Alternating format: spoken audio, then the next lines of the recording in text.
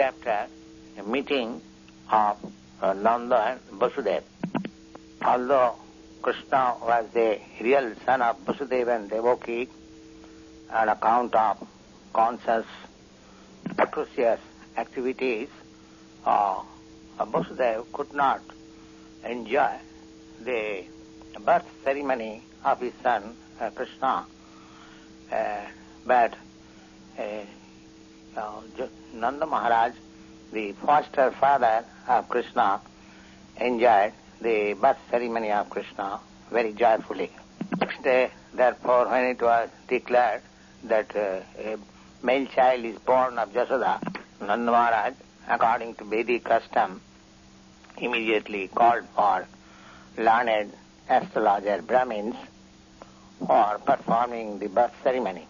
According to Vedic system, just after the birth of a child, the astrologers calculate the auspicious moment of the birth, and that makes a horoscope of the child's future life.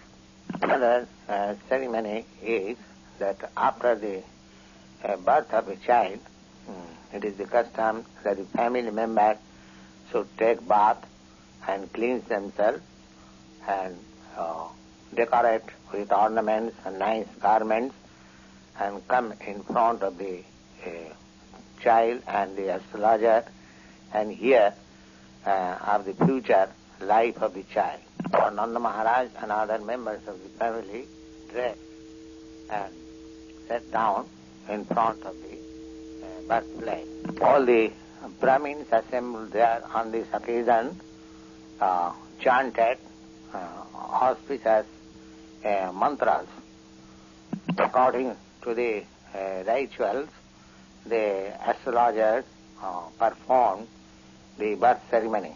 On this occasion, all the demigods are also worshipped, as well as the forefathers of the family are also worshipped. Then Nanda Maharaj distributed 200,000 of cows well decorated with ornaments and dress to the Brahmins. He not only gave the cows in charity, but he made hills of grains decorated with garments with golden border and many ornaments, and all those grains and clothing were also distributed amongst the Brahmins. Next, in the material world, we possess riches and wealth by so many ways, sometimes not in very upright and pious ways, because that is the nature of accumulating wealth. Therefore, according to Vedic injunction, such wealth should be purified by giving in charity cows and gold to the Brahmins. Similarly, a child born is also purified by giving in charity grains to the Brahmins. This material world, it is to be understood that we are living always in contaminated state. Therefore, to purify ourselves, we have to purify the duration of our life, possession of our wealth, the contamination of ourselves are to be purified in different ways. So far, our duration of life is considered, we have to purify it by taking daily bath and cleansing inside and outside of the body. By accepting the 10 kinds of purificatory processes, by austerities, by worship of the Lord, and by distribution of charity, we can purify the possession of wealth. Similarly, we can purify ourselves by studies of Veda in the matter of self-realization and understanding of the Supreme Absolute Truth by such studies. It is therefore stated in the Vedic literature that by birth everyone is born a Shudra, and by accepting the purificatory process one becomes wise born, and by studies of the Vedas, one becomes Vipra, or just preliminary qualified for becoming a Brahmin. And when one understands what is the absolute truth in perfection, he is called a Brahmin. And when the Brahmin reaches further perfection, he becomes a Vaishnava or a devotee. Next one. So in that auspicious ceremony, all the Brahmins assembled there began to chant different kinds of Vedic mantras to invoke all auspiciousness to the child. Different kinds of chanting known as Tuta, Magad, Bandija, Virudavali. And along with these chanting of mantras and songs, there was sounds of bugle and kettle drums sounded outside the house. On this occasion, all the pasturing grounds, all the doors of the houses, courtyard, and within and without the house, there were varieties of artistic painting with the pulp of rice, scented water sprinkled everywhere, even on the road and the streets. The ceilings and the roof were decorated with different kinds of flags and festoons, green leaves and gates made of green leaves and flowers. All the cows, bulls and calves were smeared with a mixture of oil and turmeric and painted with minerals like red oxide, yellow clay manganese, with garlands of peacock feather covered with nice collared dresses, along with necklace of gold. Next paragraph.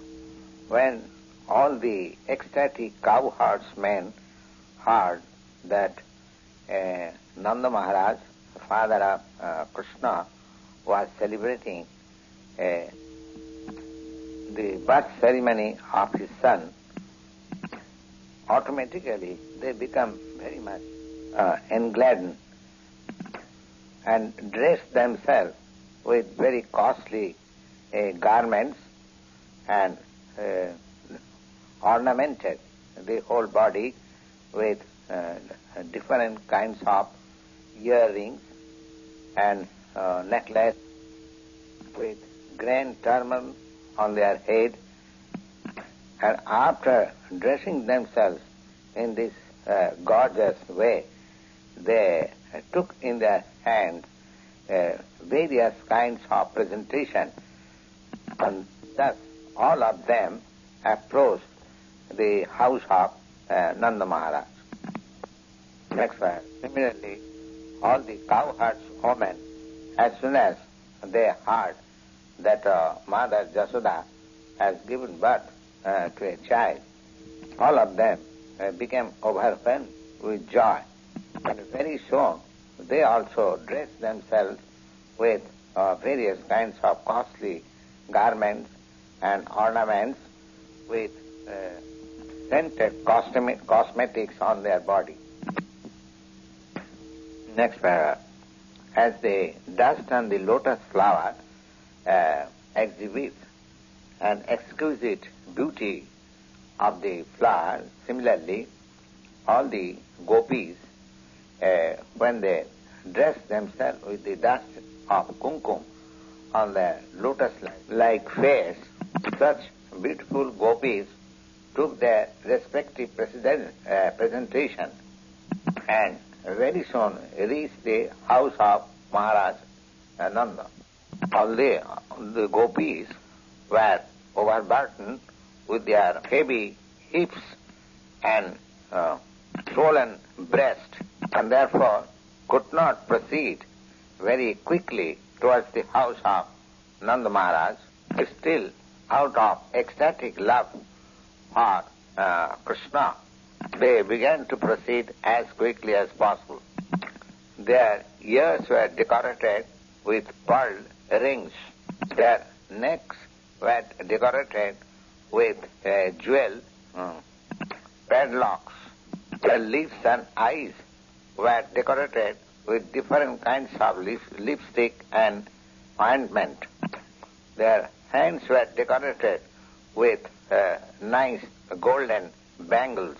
And when they were very hastily passing on the road of stone cranks, the flower garlands which were decorating their body, some of them fell on the ground, and it appeared that there was a shower of flowers falling down from the sky.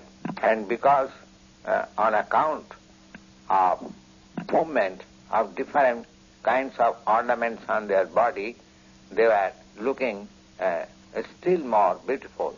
In this way, all of them reached the house of Nanda Yashoda and blessed the boy. My dear child, you live long just to protect us. While they were blessing child Krishna in this way, they were offering on his body a mixture of turmeric powder with oil, yogurt, milk and water. Not only they sprinkle this mixture on the body of child Krishna, but also on all other elderly persons who were present there. In this way, when the Supreme Personality of Lord Krishna appeared in the house of Nanda Yashoda as their child, at that time, in that auspicious occasion, there were different kinds of bands also, sounded by expert bandsmen. When the cowherdsmen saw thus the pastimes of the cowherdswoman, certainly they became very much engladdened, and in response to the cowherdswoman, they also began to throw on the body of the gopis things like yogurt, milk, and clarified butter, water. Later on, both the parties began to throw butter on each other's bodies. Nanda Maharaj was also very much engladdened to see this times of the cowherdsmen and women, but he also became very liberal in giving charity to the respective persons who assembled there, namely the singers, different kinds of singers. Some of them were reciting great versions from Upanishad and Puranas. Some of them were glorifying the ancestors of the family, and some of them were singing very sweet songs. In this way, there were many learned Brahmins also present. So Nanda Maharaj, being very much satisfied on this occasion, began to give them in charity different kinds of garments, ornaments, and cows. It is very important to note in this connection that how much the inhabitants of Vrindavan were happy simply by raising cows. All the cowherdsmen were belonging to the Vaishya community, and their business was to protect the cows and agriculture. So by their dress, by their ornaments, by their behavior, it appears that they were in the village, and still they were so rich in material possession, and especially in possessing various kinds of milk products, so that they were throwing butter lavishly on each other's bodies without any restriction. Practically, the demonstration of their festivities were milk, sugar, and clarified butter, and similar many other milk products. And apart from milk products, by trading on their agricultural products, they were rich in possessing various kinds of jewelry, ornaments, and costly dresses. Not only they possessed all these things, but they could give in charity lavishly, as it is exemplified by Nanda Maharaj. Thus, Nanda Maharaj, the foster father of Lord Krishna, began to satisfy the desires of all kinds of men assembled there. He respectfully received them and gave them in charity whatever they desired. Learned Brahmins who had no other source of income, completely dependent on the Vaishya community for their maintenance, so that they could receive lavishly all their requisition on such festive occasions like birthday, marriage, or similar other various auspicious occasions. While he was worshipping Lord Vishnu on this occasion and was trying to satisfy all the persons present there, the only motive was that his newly born child, Krishna, would be happy. Nanda Maharaj had no knowledge that his child, Krishna, is the origin of Vishnu, but still he was praying to Lord Vishnu for protection of his newly born child. Step number 7, Krishna. Step number 7, Krishna. That time, Rohini Devi, mother of Baladeva, the most fortunate wife of Vasudev, although she was away from her husband, still just to congratulate Maharaj Nanda on the occasion of the birth ceremony of his son Krishna, she dressed herself very nicely with garlands and necklace and all other different ornaments over the body, and appeared on the scene moving hither and thither. According to Vedic system, a woman whose wife is not at home does not dress herself very nicely. But Rohini, although her husband was out of home, still she dressed herself very nicely on this occasion. Rohini was one of the 16 wives of Vasudev, and Baladev was transferred from Devaki's home to Rohini's home. This incident we have already discussed previously. From the opulent feature of the birth ceremony of Krishna, it is very clear that at that time Vrindavan was richest in every respect, or in other words, because Lord Krishna took birth in the house of King Nanda and Mother Jasoda. Therefore, the goddess of fortune, in her own way, was obliged to manifest her opulences in Vrindavan.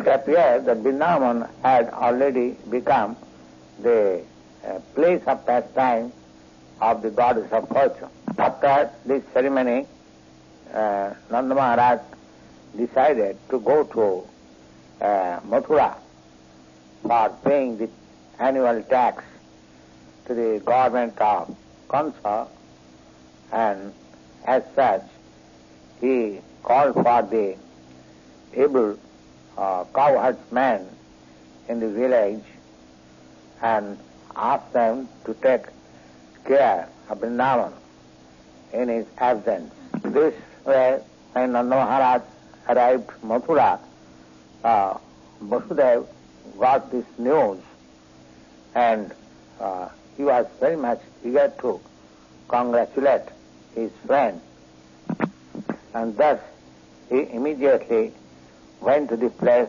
where Nanda Maharaj was staying. When Vasudev arrived at Nanda's place, at that time Nanda Maharaj thought it that he has got back his own life. He immediately stood up and, being overwhelmed with joy, he immediately embraced Vasudevji with his two arms. This way, Vasudevji was offered a very nice place to sit on, and receiving him very warmly. At that time, Vasudev, being very much anxious about his two sons, given under his protection without his knowledge, with great anxiety inquired about them. Both Baladev and Krishna were the sons of Vasudev. Baladev was transferred in the womb of Rohini, his own wife, but she was kept under the protection of Nanda Maharaj, while Krishna was delivered to Yashoda personally in exchange of her daughter. Nanda Maharaj knew Baladev was the son of Vasudev, but he did not know that Krishna was also the son of Vasudev. But Vasudev, being aware of this fact, he inquired very eagerly about Krishna and Balaram, how they are doing. Next, Vasudev then addressed him, my dear brother, you are now old enough and you had no son. Although you are very much anxious to get a son, now by the grace of Lord, you are fortunate enough to have one very nice son. I think this incident is very auspicious in your life. My dear friend, I was imprisoned by Kansa and now I am released. Therefore, this is another birth of my life.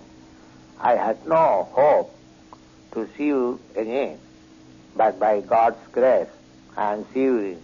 In other words, Vasudev expressed his anxieties about Krishna because Krishna was left incognito in the bed of Mother Yashoda. Now, Nanda Maharaj, after celebrating very pompously the birth ceremony of Krishna, he had come to Mathura. So, Vasudev was very much pleased and said that this is my another birth, because he never expected that Krishna also could be alive while all his other sons were killed by Kansa. He continued to say, my dear friend, it is very difficult for us to live together, although we have got families, relatives, sons and daughters, but by nature's way we are mostly separated from one another. The reason is that every living entity appears on this earth under different pressure of fruitive activities. Although they assemble together, still there is no certainty of their keeping together for a long time, because according to one's own fruitive activities, one has to act differently, and they are separated. The very best example in this connection is that that in the waves of water, many plants and creepers are floating, but sometimes they are coming together and sometimes they are separated forever. One plant is going in one side, another is going another side. Similarly, our family assembly may be very nice for some time that we are living together, but after some time, in course of the waves of the time, we are separated. The purpose of this expression by Vasudev was that he had 8 sons born in the womb of Devaki, but unfortunately they are all gone. Even one son, Krishna, last son, he also could not be kept with him. Vasudev was feeling his separation, but he could not express the real fact. Now, please tell me about the welfare of Vrindavan, where you have got many animals. Are they happy getting sufficient grass and water for their maintenance? And please also let me know that the place where you are now living, is that place undisturbed and peaceful? This inquiry was made by Vasudev because he was very much anxious about Krishna's safety. He knew that Canto and his followers were trying to kill Krishna by sending various kinds of demands. They had already resolved in that way that all children born within 10 days from the birthday of Krishna should be killed by policy. So he was also very much anxious about Krishna and inquired about the safety of the place where he was living. Formally, he also inquired of Baladev and his mother, Rohini, who were entrusted under the care of Nanda Maharaj. Vasudev also reminded Nanda Maharaj that Baladev did not know his real father. He knows you as his father, and now you have got another child, Krishna. So I think you are taking a very nice care for both of them. Another peculiarity of Vasudev's inquiry from Nanda Maharaj was about the animals. The animals, especially the cows, were protected exactly in the manner of one's children. As Vasudev was Kshatriya and Nanda Maharaj was Vaishya. So as it is the duty of the Kshatriya to give protection to the citizens, mankind, similarly it is the duty of the Vaishyas to give protection to the cows. The cows are as much as important as the citizens are important in the governmental function. As the humankind, citizens should be given all kinds of protection. Similarly, the cows also should be given all kinds of protection. That is the significance of this inquiry of Vasudev from Nanda Maharaj. Next paragraph. Vasudev continued to say that maintenance of religious principles, economic development, and satisfactory execution of meeting the demands of the senses, all these things depend on cooperation between relatives, nations, and humankind. Therefore, it is the duty of everyone to see that his fellow citizens and the cows are not put into difficulty. Everyone should see to the comfort of his fellow men and animals, so that usually and in a very peaceful way the development of religious principles, economic development and self-gratificatory methods can be achieved without any difficulty. In other words, Vasudev expressed his feelings of sorrow on account of not being able to give protection to his own sons born of Devaki. As such, he was thinking that his religious principles, economic development, or anything for satisfaction of his senses were all lost. Next verse. On hearing this, Nanda Maharaj replied, my dear Vasudev, I know that you are very much aggrieved that the cruel Kamsa has killed all your sons born of Devaki.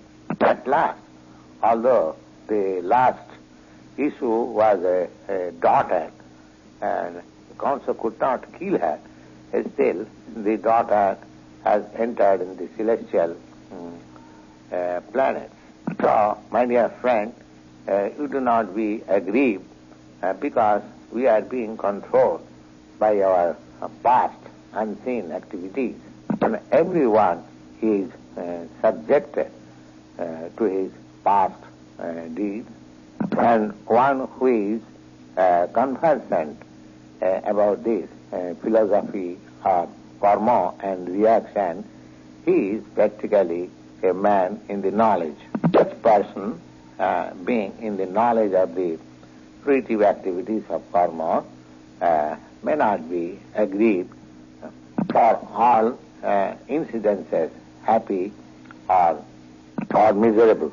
Vasudev then replied, my dear Nanda, if you have already paid the taxes to the government, and if you have already finished that job, you may soon return to your place, because I think the Gokula, there may be some disturbances. That is my opinion.